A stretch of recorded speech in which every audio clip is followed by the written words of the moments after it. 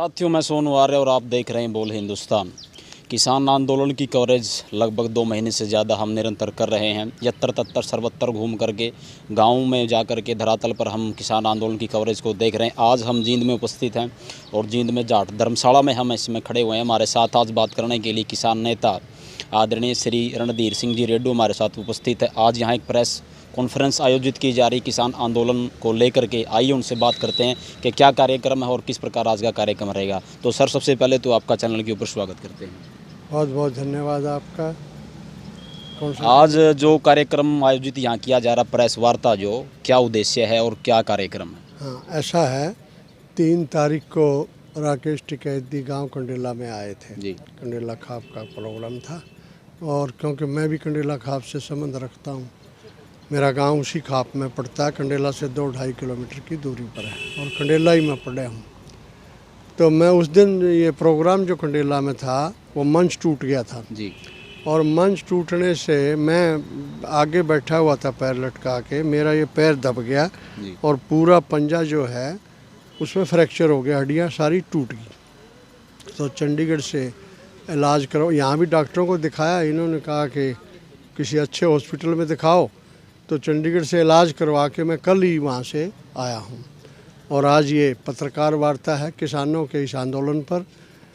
इसमें यह है कि हम पूरे हरियाणा में हरियाणा किसान यूनियन के माध्यम से इस आंदोलन को गति पकड़वाने में हर फ्रंट पर इसकी मदद करेंगे। आंदोलन की जो संयुक्त मोर्चा दिल्ली में आंदोलन चला रहा है, इसमें जो आज की ये सरकार है, मोदी सरकार, ये किसानों की जो मांगे हैं उनकी तरफ ध्यान नहीं दे रही, जबकि इसको ध्यान देना चाहिए और इन मांगों को पूरा करना चाहिए। जैसे 3 कानून की बात है, मैं वकील भी हूँ, मैंने भी इन कानूनों को अच्छी तरह पढ़ा है। ये तीनों कानून जो हैं वो किसान के खिलाफ हैं। अब सरकार कहती है, देश का प्रधानमंत्री कहता है कि नहीं, कृषि मंत्री कहता है कि इसमें काला क्या है। मैं ये कहता हूँ कि इसमें सफ़ेद क्या है। हमारे से डिस्कशन करो, हम उनको समझा देंगे भाई इसमें काला क्या है, सफ़ेद क्या है, सारा पता लग जाएगा। लेकिन सरकार लिपा पोती करके पूंजीपतियों के हक में ये कानून बनाया है और उन्हीं की मदद करने के लिए कानून बनाया है। अगर ये कानून ऐसे चलता गया, जो किसानों की हालत चौधरी छोटूराम के ज़माने में थी, जिसको उन्होंने ठीक करने का प्रयास किया और ठीक किया भी, उससे भी बदतर हालात आने वाले समय में किसानों की हो जाएगी। क्योंकि जोत घटती जा रही है और बेरोज़गारी बढ़ती जा रही है, जिसकी तरफ सरकार का कोई ध्यान नहीं है। और जो मेन चीज़ है वो एमएसपी की है। अब ये कह रहे हैं कि एमएसपी था, रहेगा, है। हम ये कहते हैं इसके लिए आप कानून क्यों नहीं बना देते, गारंटीड कानून क्यों नहीं बना देते, है रहेगा तो उसमें आपको क्या हिचक है, क्या दिक्कत है?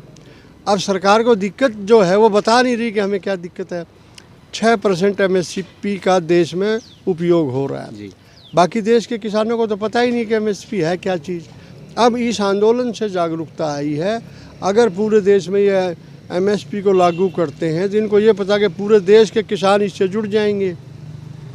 इसलिए पूरे देश के किसानों को अंधेरे में रख के ये सरकार सिर्फ यही कहना चाह रही है कि ये एमएसपी था, है, रहेगा। कानूनी गारंटी देने से पीछे हटी हुई है। ये असली पेच किसानों का ये है। जब तक इसके ऊपर सरकार कोई हल नहीं निकालेगी, किसान इस आंदोलन से पीछे हटने वाले नहीं हैं। क्योंकि आज तो ये जन जन का आंदोलन हो चुका है। पहले तो इन्होंने इसको जात पात के नाम पर भी भड़काने की कोशिश की और धर्म के नाम पर भी भड़काने की कोशिश की, लेकिन आज 36 जात के लोग गांव में इसको समझने लग गए हैं और इस आंदोलन में अपनी सक्रियता और सहयोग देने लग गए हैं। इसमें हरिजन हो, चाहे व्यापारी है, चाहे आढ़ती है, चाहे कर्मचारी है, हर आदमी अब इसको समझने लग गया है। और जितना ज़्यादा लंबा होगा, ये उतने ही लोग ज़्यादा जागरूक होंगे और सरकार को इनकी बातें माननी पड़ेंगी। अब रही बात किसानों के, जो इस आंदोलन में लोग गिरफ्तार हुए हैं उनको सरकार रिहा करे और जिन पर मुकदमे बनाए हैं मुकदमे वापस ले। लापता लोगों को ढूंढ करके बताए कि वो कहाँ गए, कहाँ नहीं गए, उनका कोई वो नहीं, ट्रैक्टर्स लापता हैं उनके बारे में उनको बताया जाए और इनको उचित मुआवजा दिया जाए। 200 से ऊपर किसान इस आंदोलन के दौरान मर चुके हैं। सरकार उनकी तरफ ध्यान ही नहीं दे रही, उनका कोई जिक्र ही नहीं कर रहा। न मोदी जी जिक्र कर रहे, न कोई और अधिकारी जिक्र कर रहा, कोई जिक्र ही नहीं कर रहा जो आदमी मर गए। तो हम ये चाहते हैं कि भाई उन आदमियों को उचित मुआवजा भी दिया जाए और उनके परिवार से एक एक आदमी को नौकरी भी दी जाए, ये भी हम चाहते हैं। और इस काम में सरकार को कतई देरी नहीं करनी चाहिए, इसको तुरंत मान लेना चाहिए। और ये जो सरकार तंग करती है कि इंटरनेट सेवाएं बंद कर देती है, पानी के कनेक्शन काट दे, ये अमानवीय चीज़ें हैं, ये अमानवीय चीज़ें नहीं होनी चाहिए और ना ही भविष्य में इंटरनेट किसानों का बंद होना चाहिए। तो ये हम चाहते हैं कि भाई इस आंदोलन को जितना जल्दी सरकार ख़त्म कर देगी उतना ही बढ़िया है। आज तो किसान एकदम शांतिपूर्वक है, सरकार गुंडे भेज करके उनके ऊपर हमले करवाती है जो कि निंदनीय है। ऐसा सरकार को नहीं करना चाहिए। प्रजातंत्र में एक ही तो चीज़ होती है कि भी कोई भी सरकार के खिलाफ अगर कोई देश का व्यक्ति कुछ दिक्कत महसूस करता है तो वो अपनी आवाज़ बुलंद कर सकता है। लेकिन ये सरकार ने तो घोषित इमरजेंसी लगा दी, जो भी बोलता है उसी को देशद्रोही कह देते हैं, उसी को देश विरोधी कह देते हैं, उसी किसी को खालिस्तानी कह देते हैं।